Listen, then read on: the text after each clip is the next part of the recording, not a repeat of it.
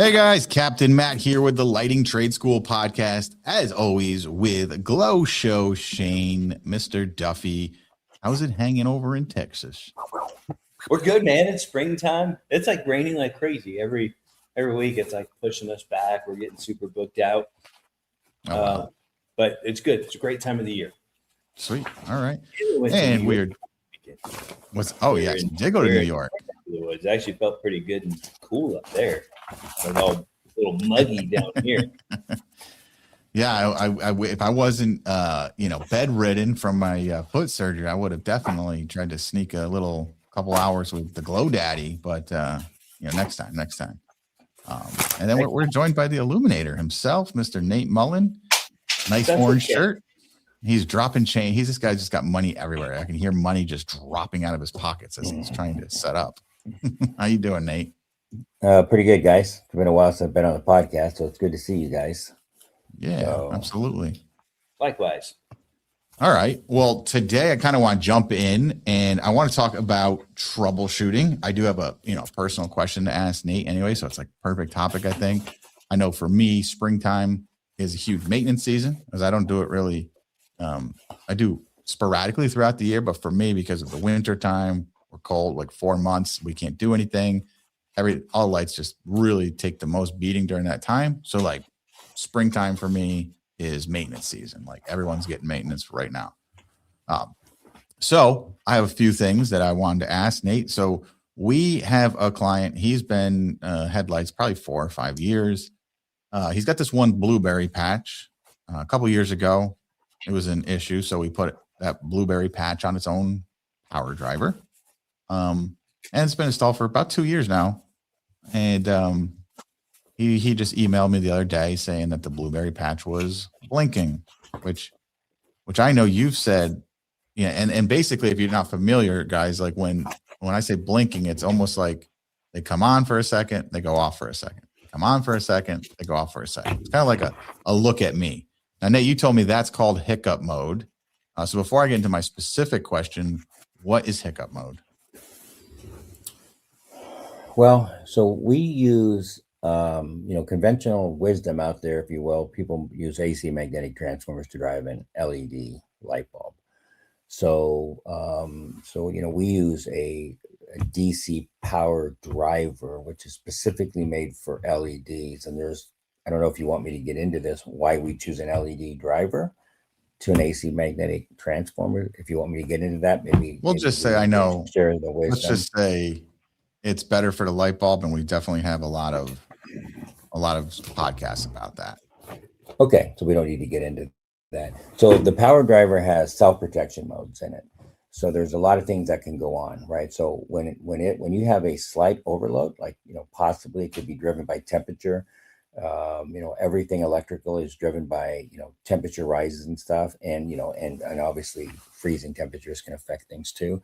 So, but when the power driver senses a slight overload, right, it will go into a self-protection mode, a hiccup mode. So it's just flashing on and off, on and off, on and off, and it's telling you, hey, there's something going on with the light bulb, the system. So it alerts you to the fact that something's going on. They could have changed light bulbs and gone from a 4-watt to a 6-watt in a few instances.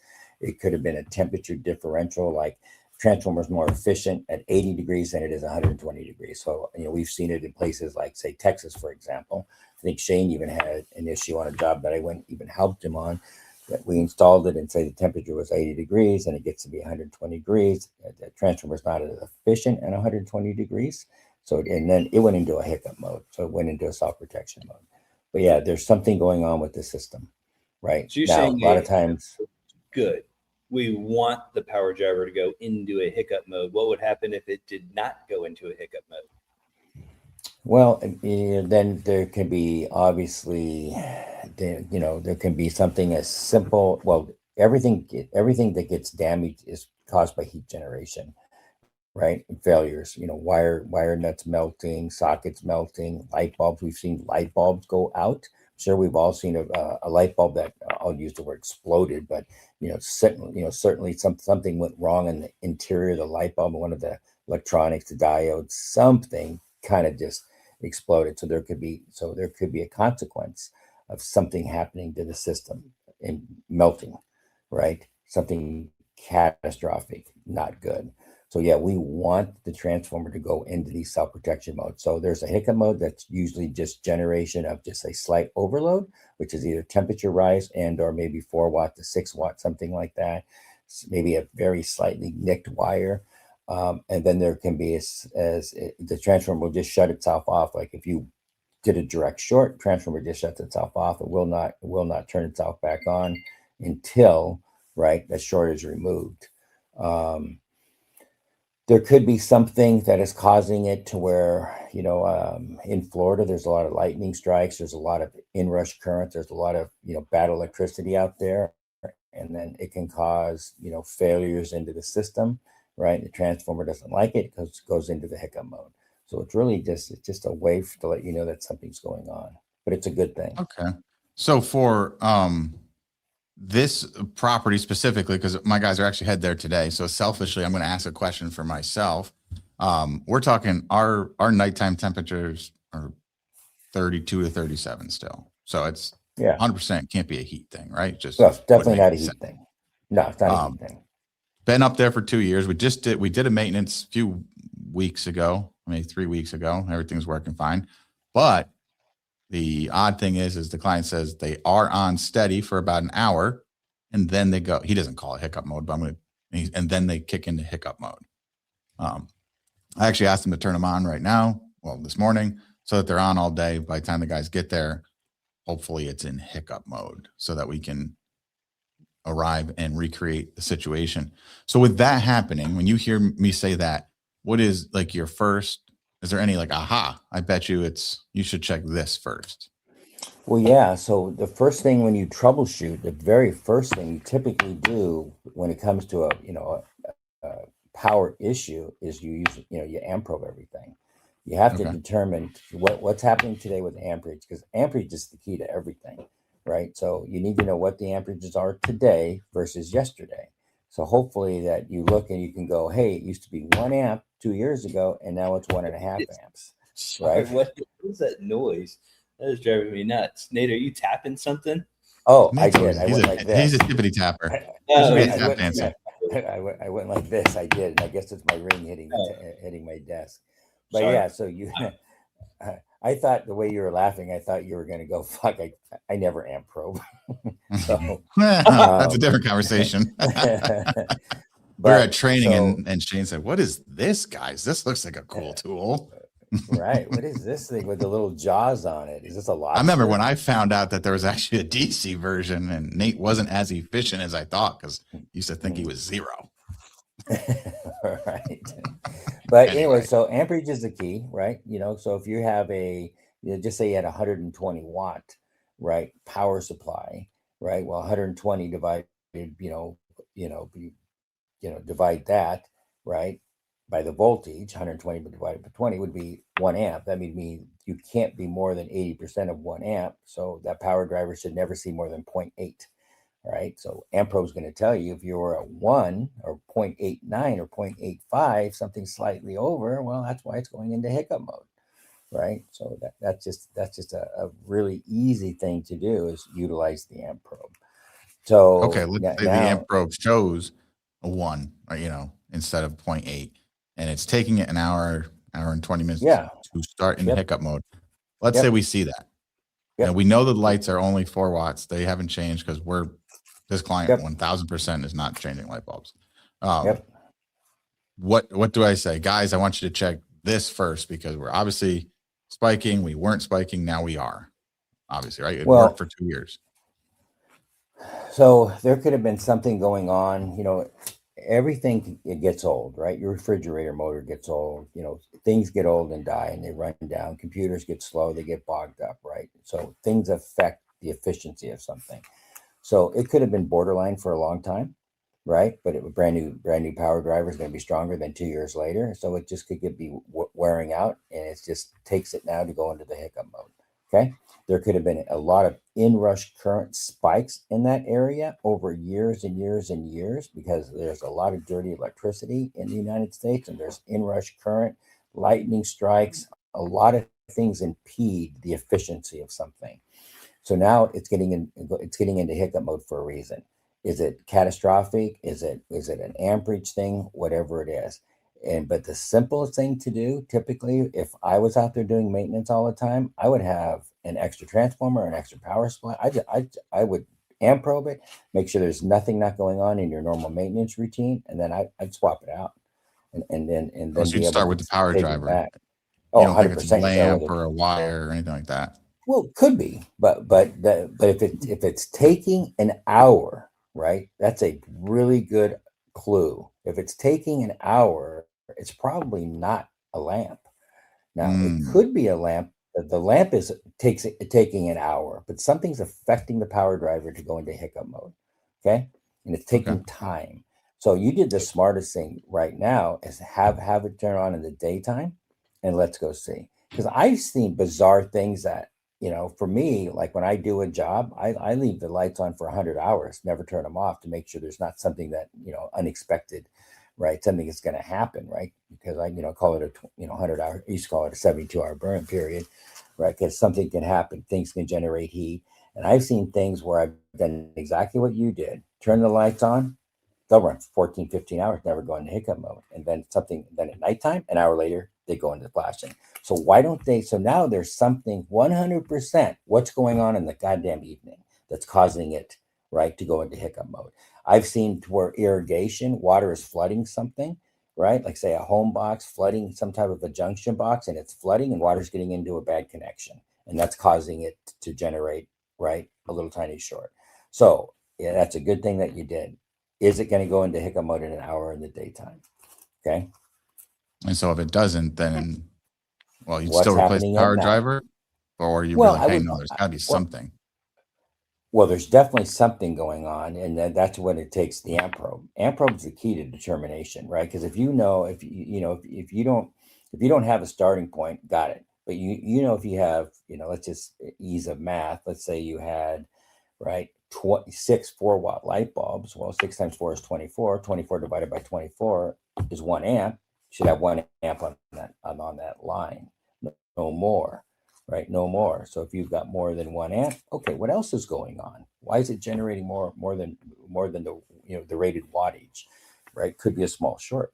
You could take, let's just say you took 100 feet of SBT 20 gauge wire, 18 gauge wire, right, and you just barely touched some of the strands together. That's going to generate power.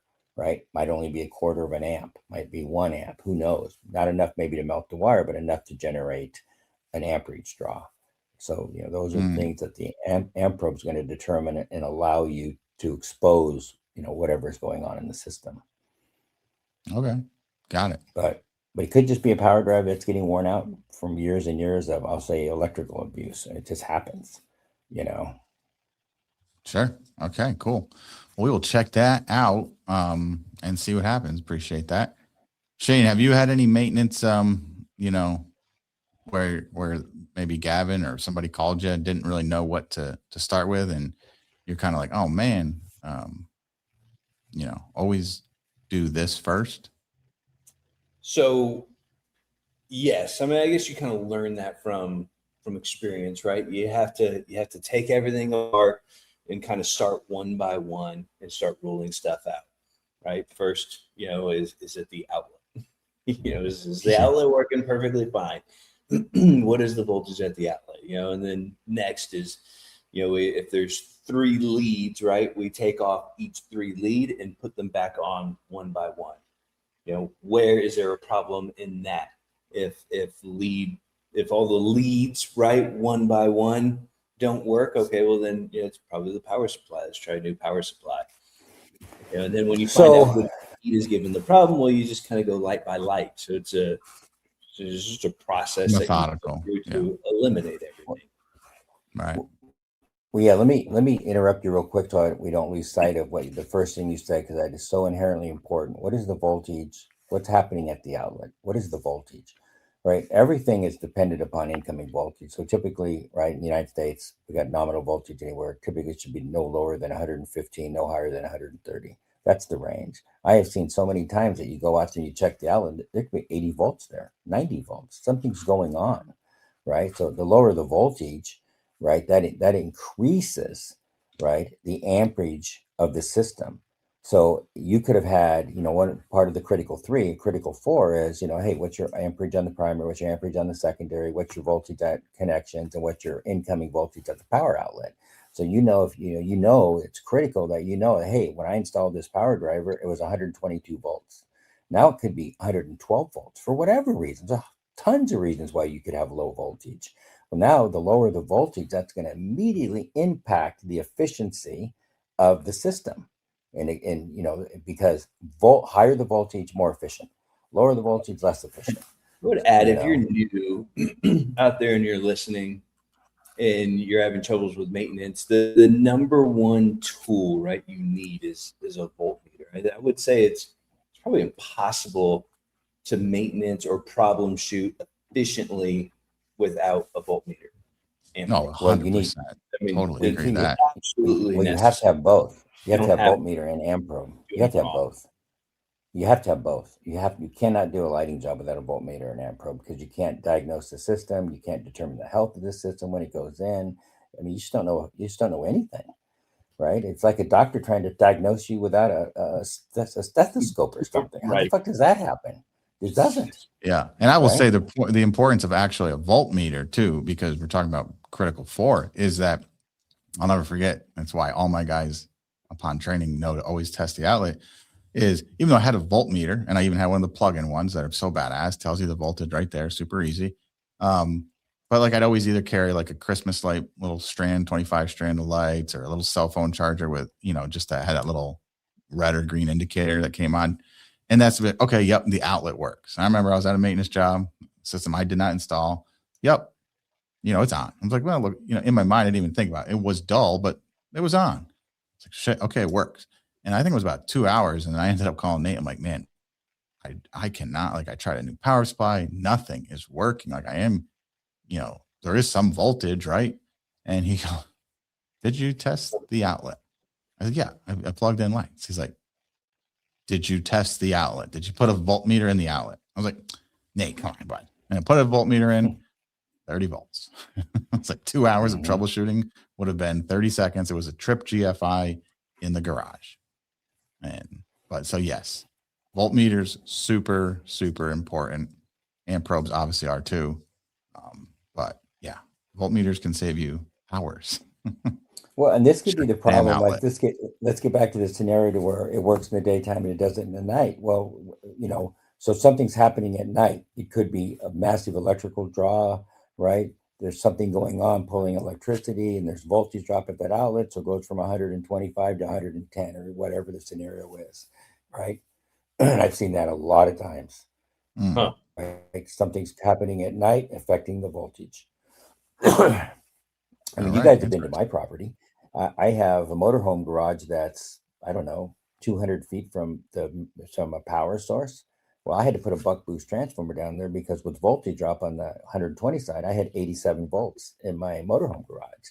So I had to put a buck boost. Now that just sounds fun. I gotta put me on one of them buck boost. That's a text. I love it when you make fun of fucking Texas and Shane at the same time. There's nothing better. That's not like that didn't even connect the two. That was making fun of Texas. Got it. So yeah, but anyway, so yeah, checking that stuff's important. So awesome. All right, Matt, guys. Your questions? Yeah, absolutely. I think it was a good one. Hopefully that helps you guys. And power drivers, AC magnetic transformers, troubleshooting, be slow, methodical. Always start with the critical 4. Once you have that information, you can kind of just start working your way out. So the other thing, just one other quick thing, Matt, real quick. The other thing is getting back to inrush current. So if you sit there, especially with LED light bulbs, okay, they're very quick. Let me pause you real quick. Inrush current, guys. The easiest way to think about that is when you turn your microwave on or your AC unit kicks on. You know how the lights blink in the house. That's inrush current, yeah? Yes. Right. Okay. There's a massive draw on the electrical we'll say grid of your home, which then dims the voltage down to the light bulbs. And when instantly you can see light bulbs going dim, they go back up. So again, light bulbs, LEDs are very, very, very sensitive to the electronics to inrush current. So let's just pretend that the homeowner's going out there just messing around with it, or something's going on. He's turning the system on and off, on and off, on and off, on and off, on and off, on and off, right? And that inrush current is just pecking at the light bulb, and it can damage light bulbs, which then maybe affects, right, the light bulb, the energy draw, affects the transformer, right? And it just starts ruining things. So inrush current ruins electronics. It just happens. So, but yeah, inrush current. Awesome. All right. Check out lightingtradeschool.com if you got some value out of this. We got some, we do big trainings. Sometimes we do them live in person in New York, Texas, California. And we also obviously have our Wednesday morning calls, 9 a.m. Eastern time, every Wednesday, the Illuminati Lounge Club. So you can check out those details. We'd love to see you around. Doing role playing right now and going through the sales process live. Everyone's on the call going through what they're doing, and everyone's just leveling up. Iron sharpens iron. I would love to see you all there. Boys. Hey, I'll add that we are drastically about to increase that price for the Illuminati Lounge. If you ever thought about it, right, get in before you pull the trigger on that. Amen. All right, guys, have a great day. Go make some money. See you, everybody.